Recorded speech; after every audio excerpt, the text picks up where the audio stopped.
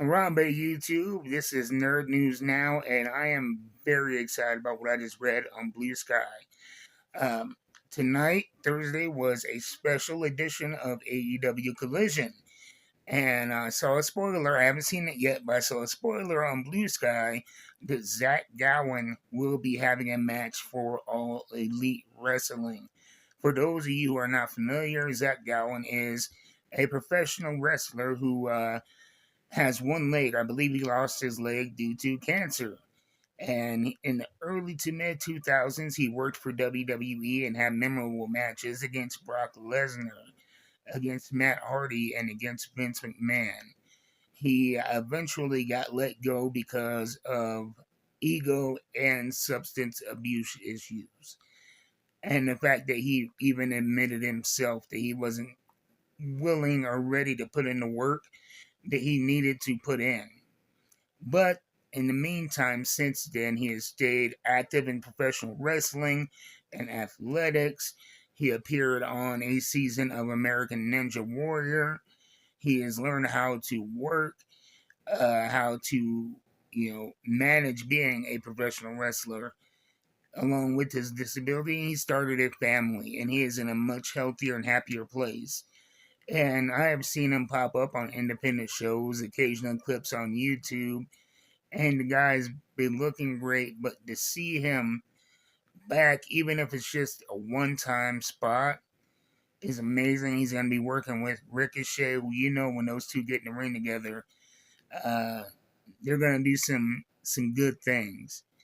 I think it's also important that I'm disabled myself, even though I have both my legs. Unlike him, one of them is permanently damaged, and so it's nice to see representation of a disabled person in a field that you would not expect, with a disability that you would not expect they can compete with. But the guy is healthier, he's happier, he's a better wrestler with 2 decades of experience. So I am amped up about this. And yeah, I don't even know what to say. This news makes me happy as a wrestling fan, as a disabled person. And more than that, I think the human story in this of Zach overcoming addiction and ego and the frustrations and setbacks of his life, and maintaining and staying positive, and all of his hard work is being rewarded. And the wrestling community, especially online, which is usually cynical and angry, I have not seen one negative comment about his involvement in wrestling on a big stage again. It's all been positivity.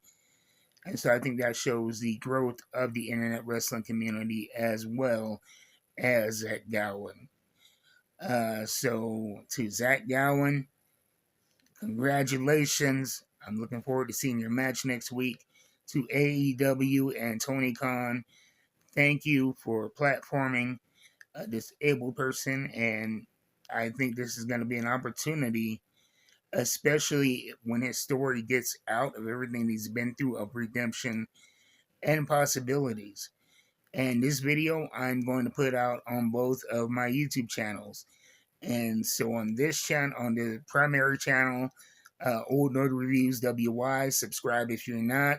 This is going to be a Nerd News Down episode, and it's going to be in that playlist. And for the Chronic Crippled Collector YouTube, this is going to seem out of the ordinary from my usual content, but it fits right in, and adjusting to life with disability and thriving and making a way, making, something beautiful out of something horrible.